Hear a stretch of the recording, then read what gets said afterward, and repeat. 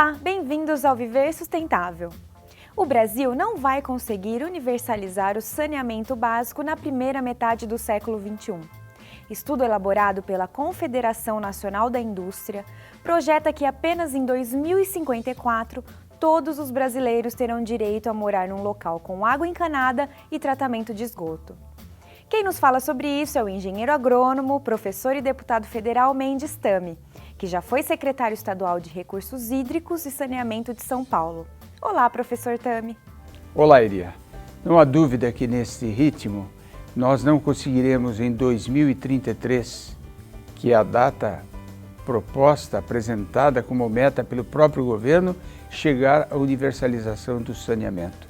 É possível que demore muito mais tempo, 20 anos a mais, para conseguirmos a universalização do saneamento, ou seja, chegar a 100% de água tratada e encanada em todos os lares brasileiros, 100% de esgoto coletado, o que é o mais difícil, e 100% de esgoto tratado, saneado e tratado.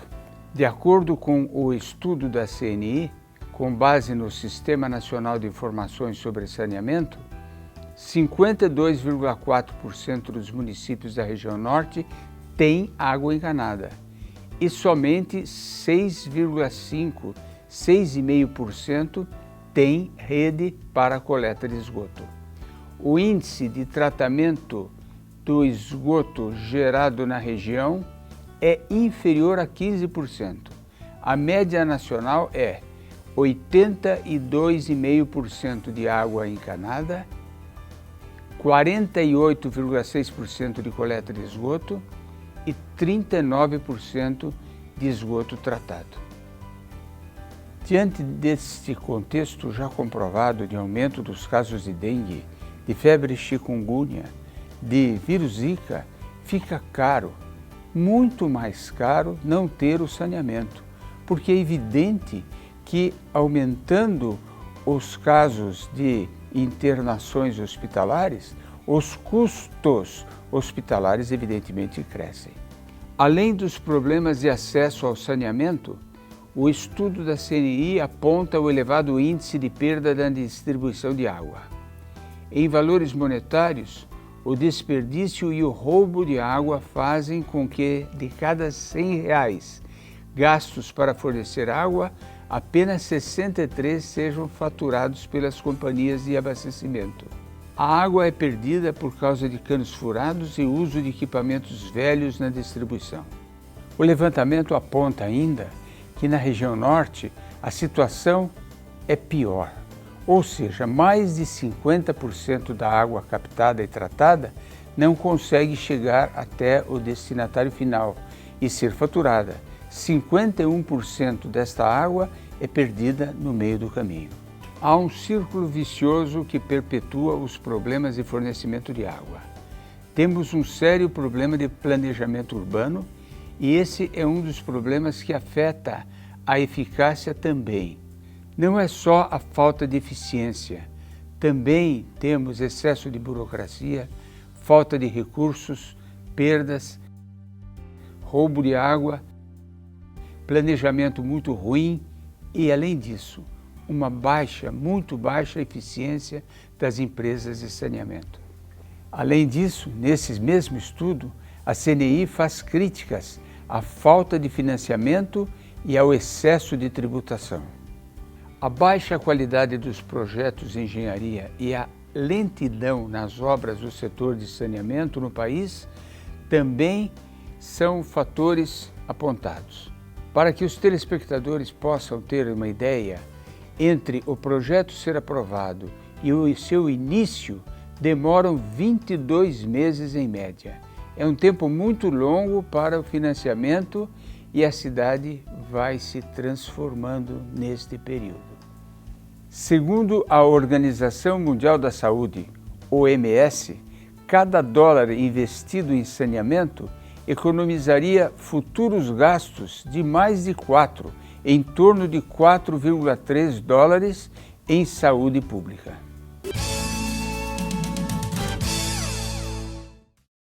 Professor Tami, o que é preciso para formar uma cooperativa de catadores? São necessárias 3 condições. A primeira é uma infraestrutura mínima, um barracão para poder receber os produtos que vão ser reciclados, uma prensa, balança, carrinhos. A segunda é a própria mão de obra. São necessárias 20 pessoas, no mínimo, para compor uma cooperativa. Estas pessoas não terão um vínculo empregatício com a cooperativa. Receberão proporcionalmente aos produtos coletados ou proporcionalmente à renda oferida pela cooperativa. E a terceira condição é documentação legal. É necessária a participação de um advogado para redigir o estatuto e proceder à inscrição da cooperativa junto aos órgãos competentes. Será implantada em Minas Gerais a maior planta de energia solar da América Latina, em Pirapora, no norte do estado. E quem nos fala sobre a importância do uso de energias alternativas é o professor e deputado federal Mendes Tami. A empresa Sanil, instalada na capital mineira, em Belo Horizonte, é a única no Brasil e nas Américas a produzir células fotovoltaicas flexíveis e não rígidas. Aliás, o que é uma célula fotoelétrica? Uma célula fotoelétrica é aquela capaz de produzir a energia que é guardada numa bateria. Não é a energia solar que apenas vai permitir um banho quente. Mais do que isso, ela vai ser guardada, armazenada numa bateria e servir para fornecer energia elétrica. A espanhola Solacio Energia é a maior investidora em energia solar do país. No último leilão de energia de reserva de 2015, realizado em novembro pela Agência Nacional de Energia Elétrica, pela ANEEL, a empresa investiu 600 milhões de reais na ampliação da capacidade do projeto da usina geradora de Pirapora. Somando este valor ao que já havia investido antes, a Solacio terá aplicado no empreendimento que deve começar a gerar energia em 2018, mais de 1,3 bilhão de reais. A usina de Pirapora atingiu, com esse crescimento, uma capacidade de produção de 240 megawatts. Outro investimento que pode ser feito em Minas é a instalação completa de uma usina fotovoltaica. O estado de Minas Gerais foi o primeiro estado, já há vários anos, a instituir incentivos para a produção de energia elétrica fotovoltaica. Resultado, é o estado da federação que tem o maior número de usinas de mini e micro geração de energia no país. Em 2016, já deve começar a operar a usina solar do município de Vazante, no noroeste de Minas. E em 2017, a usina de Pirapora também começará a operar.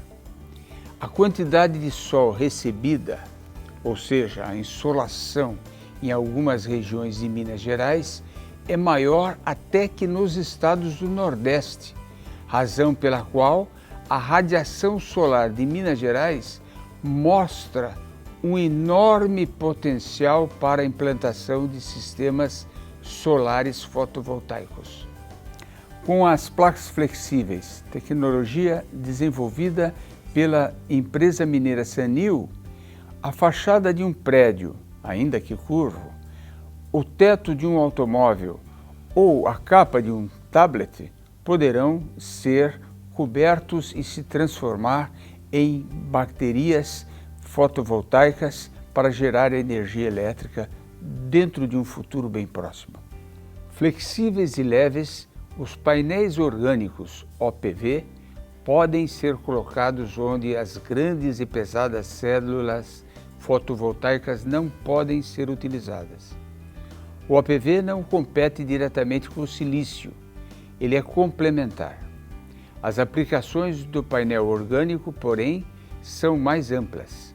Uma célula de silício dura 25 anos E o OPV também é um produto com essa durabilidade. Entre as vantagens também está o peso do OPV. Enquanto uma célula de silício pesa 25 quilos, o OPV pesa meio quilo. Por isso, já estão sendo desenvolvidos na indústria automobilística painéis que serão colocados no teto dos veículos. Não perca no próximo bloco um balanço sobre a situação dos casos de dengue, zika e chikungunya no Brasil. Olho vivo, consumidor! Ao comprar um produto feito de papel, verifique se ele possui o selo da FSC. Isso significa que o material foi feito com árvores de florestas sustentáveis.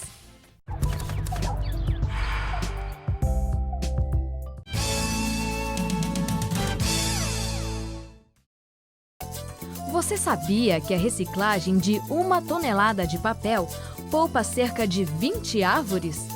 Apesar de hoje os papéis serem feitos a partir de árvores de florestas sustentáveis, é importante pensar bem antes de jogar o papel em qualquer lixo.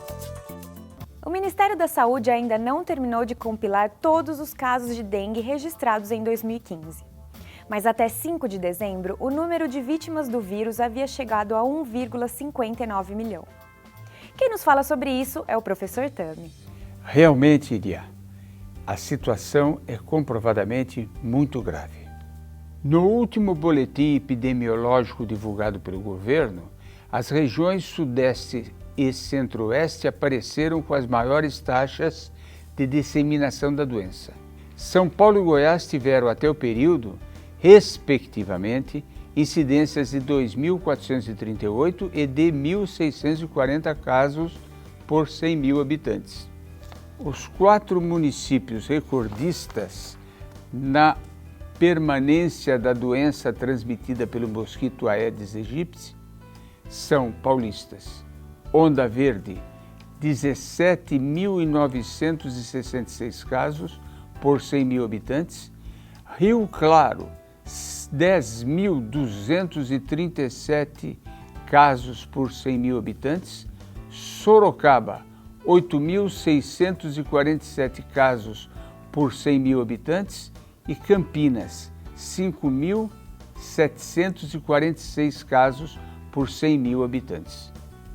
Até 5 de dezembro de 2015, 839 pessoas haviam morrido em decorrência de casos de dengue, um número 80% maior do que o número registrado no ano anterior.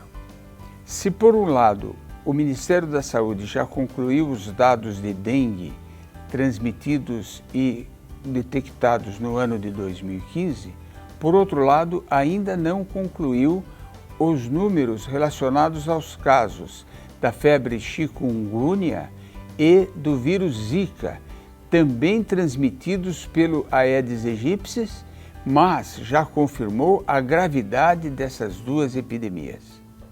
A chikungunya teve mais de 17 mil casos suspeitos, mas só 374 foram confirmados por diagnóstico em laboratório. Outros 6.350 casos foram confirmados por critério clínico e 8.926 não tiveram resultado conclusivo. A maior parte dos municípios está concentrada na Bahia, Sergipe, Alagoas e Pernambuco. Como não existe teste sorológico para o Zika, dados epidemiológicos são escassos, mas o Ministério da Saúde diz que ele já está presente em 18 estados do país. A febre amarela, doença também transmitida pelo Aedes aegypti,